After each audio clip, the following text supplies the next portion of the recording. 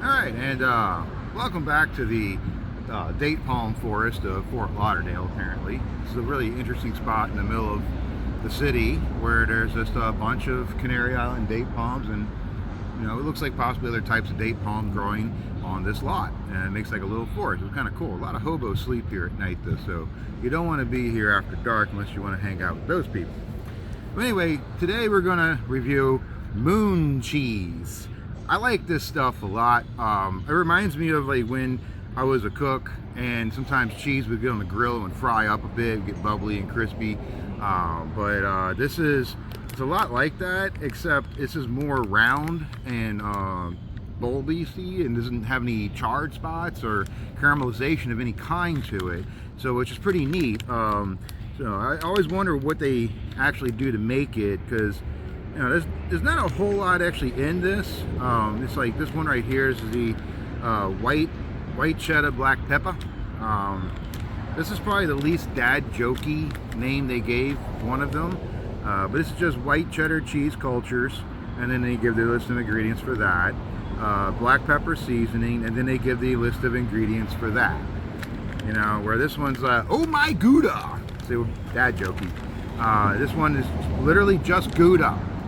And then they give the list for Gouda, which is pasteurized milk, salt, cheese cultures, enzymes.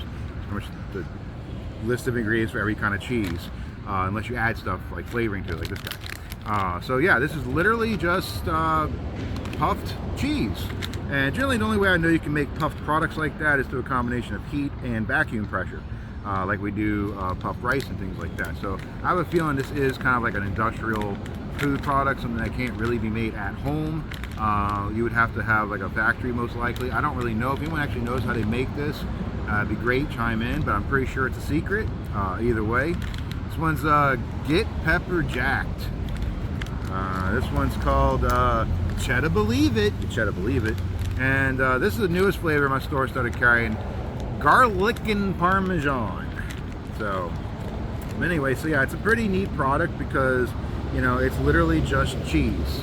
So if you're looking for a good low carb snack, if you're trying to do one of those diets like keto or whatever, this would be your go-to. Now granted, these are like $5 each. I got them on BOGO today, so save a little money.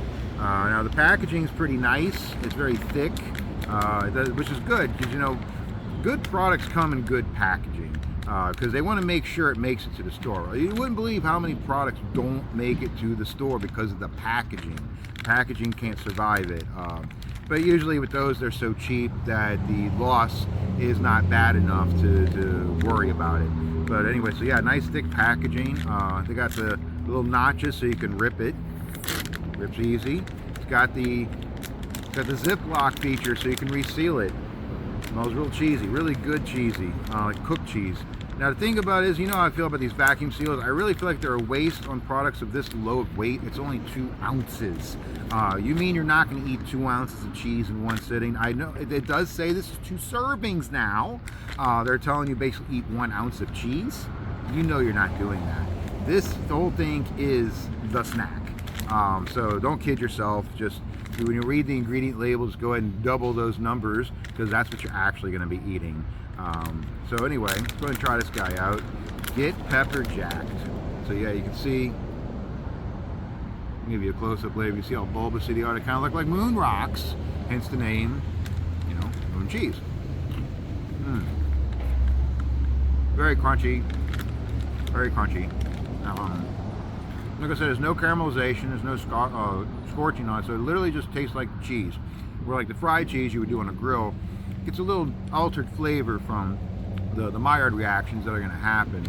I keep saying caramelization, but it's actually probably more a Maillard reaction than a caramelization. But that's just getting nitpicky. It doesn't really matter. Not really. We all know what we're talking about. Egg getting brown, getting good. But so yeah, these just taste like the regular straight cheese. Oh, there's a nice big one right here. So I have a feeling they're making this out of cheese scraps, curds, things like that.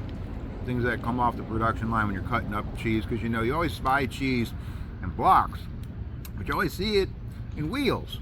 So there's got to be some kind of some losses there, you know what I'm saying? I mean, granted, a lot of that block cheese is actually made in square form, but still, you know what I'm talking about. There's definitely losses in the cutting processes, no matter what, trying to get it to the right weight and things like that.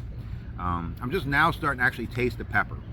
So, I'll put the big one in my mouth. So we got 2 pieces in, finally taste the pepper. Pepper flavor, a little hint of spice, but that's how pepper jack cheeses really are. They tend to just use jalapeno, and they tend to not be overly spicy. They're spicy if you're not used to spicy. So like if you're a child, or if you live up north, you might find that spicy. But I better stop because I gotta eat all of these. And this is the only time that the Ziploc actually works in my favor, because I'm not eating these as a snack. I'm eating these as a show. So I'm gonna come back to that later. It's pretty good though. Straight on to the Cheddar Believe It. Cheddar Believe It. And you know, they tell you on it, well, this one doesn't say on the front, but this one has 10 grams of protein. This one tells you on the front, 10 grams protein. Those on the back, you know, in big letters, there's only 2 carbs, 0 sugars per serving with an asterisk, whatever that is. Not a low calorie food. So that's a good thing for them to say. You know, because it's like, people assume that if something's low in sugar, it's safe or it's healthy or it's low calorie or whatever, and that's a bad assumption. Fats and proteins have calories. In fact, proteins have as much calories per gram as carbs do. The only difference is that you spend a calorie to process protein into energy if you have to. So they effectively actually have like 1 less calorie in the end. But yeah, fats that's like 7 grams, and that's 7 calories per gram. So yeah, fats have a ton of calories in them, and so if you're eating like low carb diet, you do have to watch out that you don't take in too much fat, you know. And then you could also, you know, there's things about taking in too much protein that go beyond caloric issues or become like actual health issues. So, you know, be careful with all that. So, you know, make sure you get a balanced diet is what I'm saying. And this is junk food. Kid you not, all right? I know it's cheese. Cheese is thought of as a healthy food, but this is a snack. This is made for you to eat a ton of calories really quick in a short period of time. That's energy food, or also junk food. If you don't need energy food, it's junk food. Ooh, look at how that one tore. Very interesting. But I can still get my fingers in it and finish it opening. Yeah, smells like cheddar. Now these are nice and orange. They apparently use the cheddar with the annatto in it. Yep, there it is. Annatto. Now this one does list vegetable oil. It does list vegetable oil in this one.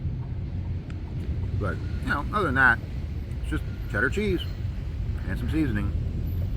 Very delicious. You know, this one goes ahead and tells you the full bag numbers for the health.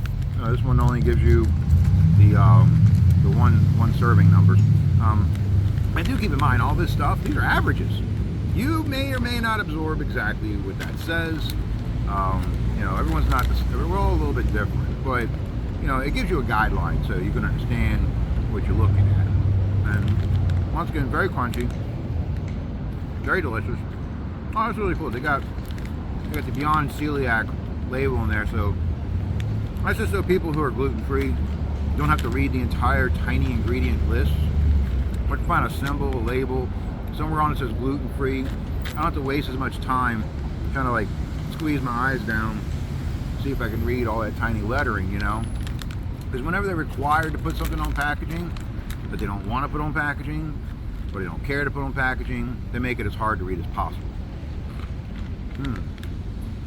These are good. These are a product of the USA. They come from a company called Natural Dried Food Company, LLC, Ferndale, Washington. So, good old state of Washington. Those are really good, man. Oh man, that's like so creamy, so cheddary. Cheddar is just a special cheese. It really is. I don't know if it's because being an American, it's just such a big part of our diet, or because it just, you know, it just is that good of a cheese. Who knows?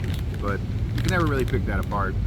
Because it does come down to opinion, even though you can use some scientific data to decide that more people like it, or there's this chemical in it that people tend to find pleasing and has more of it or whatever, but it still comes down to opinion. It is garlic and Parmesan, so trying to combine the words garlic and licking, or crackling, and Parmesan. And so yeah, once again, this is just Parmesan cheese, garlic powder. The only allergen information says contains milk. Yeah, no duh, it's made of cheese. I mean, that's when it's kind of like, okay, come on guys, we really have to say that? But yeah, we have to say that. Can't not say it. So but either way, once again, it has all the same labeling, similar calorie profile. Actually, no, this one's only 320 calories a serving. The cheddar was 350. Oh, sorry, 320 calories a bag. Sorry, bag is a serving, people. Where this one's 350. So cheddar has slightly more calories. This one, the pepper jack, it has the same as this guy, where the white cheddar, black pepper, it's the same as the actual cheddar. And my Oh My Gouda, well, Oh My Gouda is weird. Its per serving calories is 180, but its per container is 350. Whereas both of these two, their per serving is 190, but their per container is 350. See what I mean? The numbers are wonky, man. Like, they just play things with, and like, if they can get something below a certain threshold, they can report it as 0. So like trans fat, if it's below a certain amount but it's still slightly present, it's there, but it's small enough where they could say, the FDA allows them to say 0. But then if you eat enough of it, it effectively becomes a significant amount, an amount to worry about. So you gotta be careful about that. But I mean, how do you be careful when they're not allowed to report? They don't have to report it to you properly. But anyway, so garlic and Parmesan. No more ranting. Oh man, I love that smell. Oh man, it's definitely got that strong Parmesan smell, strong garlic smell. Now what's really interesting on these, I can see it looks like they were cut into cubes. At least some of them. It's pretty neat. There's like round, like square corners on some of them. Oh, even crispier. And then the garlic is immediate. Like you feel the crunch, and then you taste the garlic. Oh, that's good. If you like garlic, that's your guy. Very crispy, very crunchy, very airy. Yeah, definitely. This looks like I found the corner of the pan, because it's rounded here, and then like if you look on the side, it's kind of triangular. That's how you would get on the side, on the edge of a pan. So I feel like, at least for some of these, they are cut. Maybe they melt it out and let it solidify, and then cut it, and then puff it. Who knows? I don't know. It does look really neat. Then at the same time, maybe they puff it and then cut it while it's still soft. I'm sure it's an industry secret, but it's really good. Oh man, no stop. I actually bought 2 of these because I knew I liked this one a lot, and because they're BOGO, I had to get an even number. Oh yeah, really, really good.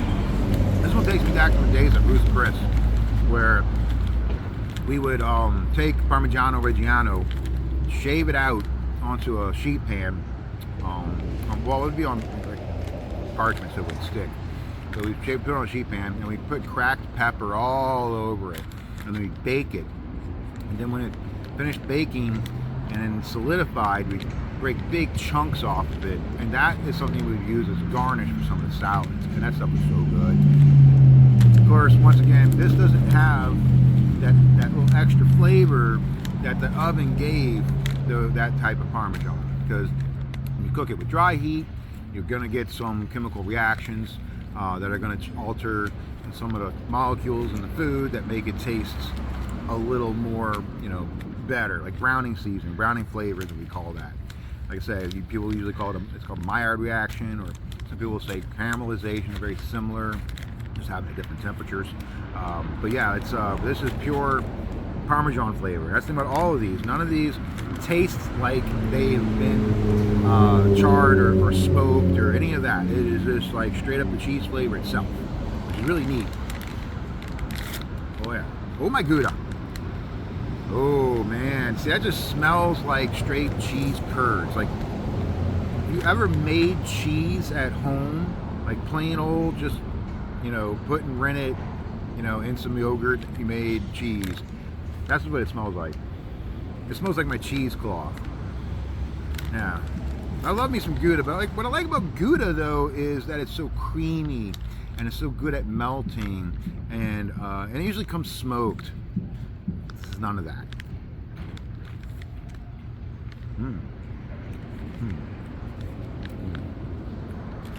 Yeah, I'll say it's good though.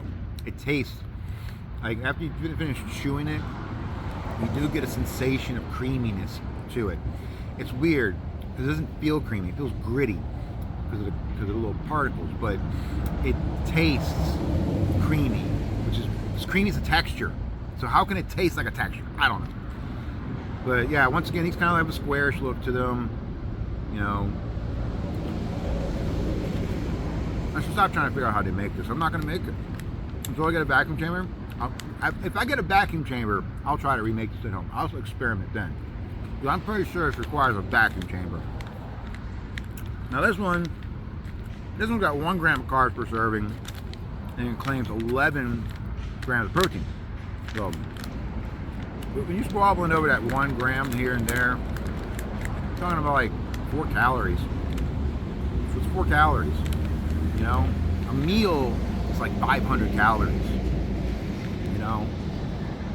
4 calories is nothing. And if you're calorie counting, you should be rounding to the nearest tens, not the nearest ones. It was really good though. Like I said, for every reason I like Gouda, this has not got that going on. But this is good. Oh man. It just tastes like good creamy cheese. Almost tastes like more like provolone than it does Gouda. So final one, white cheddar, black pepper. This one also claims to have 11 grams of protein. With the rest are like 10 grams here, 13. Oh, this one's got 13 grams of protein. Ooh. Let's prep that open. All right. Yeah, very much a basic cheese smell. Ooh, a nice big bubble in that guy. Very crispy. Yeah, there's that black pepper flavor. You gotta like what black pepper is. It's a different chemical. Oh, there it is. Really good. It really is a different chemical in black pepper as what's in chili pepper. Chili peppers have capsaicin. Black pepper has, it's called pepperine. And they both kind of work in the same way. That's why they both taste spicy. But there's subtle differences in their flavors. Chili peppers have that chili pepper flavor, that fruity flavor, where black pepper is just, it's more savory. It's, like, I can really crust a steak in black pepper. It's going to be great. If I do that with chili peppers, well, depending on the peppers, it would be good. But I don't know, something about a steak au poivre, Although I really want to do that fish. Fish, I would rather crust it with cayenne. So I guess it's probably just my preferences, I guess. It's probably also influenced by the way I was taught to cook, because I was taught, growing up in New Orleans, I was taught the steak au poivre, and I was taught the black and red fish. So maybe this might be it. Like, it's like people that drink only red wine with meat and only white wine with fish. Maybe it's just a cultural thing. Maybe we should just try doing a red, a red pepper steak. Why not? I'm pretty sure a tuna would do good as a steak, as a tuna au poivre. I almost like it because I'm just talking about the wonders of black pepper. And if I'm rambling on about something, it's probably because I'm really enjoying it and not recognizing that I'm enjoying it. But you can go to mooncheese.com, check out the product a little more. These things have been really good, really amazing. Oh my God, I love cheese. It's one of my favorite foods.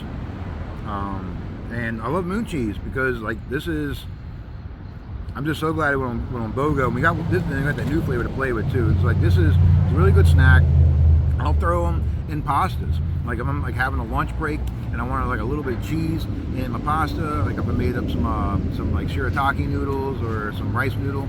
Yeah, it's a really nice little addition because it doesn't melt out into it, so you can get those little chunks. It's like having curds in your food, so it's really good like that. Some people put it in salads. Obviously, it would go great in salads or any kind of snack mix. I'm gonna make a savory snack mix, savory trail mix. You know, chop up some beef jerky into chunks and mix them with this, and maybe with some you know, some pecans or walnuts or something. That'd be really good. But yeah, I mean, I think y'all should just get out and try this out. It's really good stuff if you're really into cheese.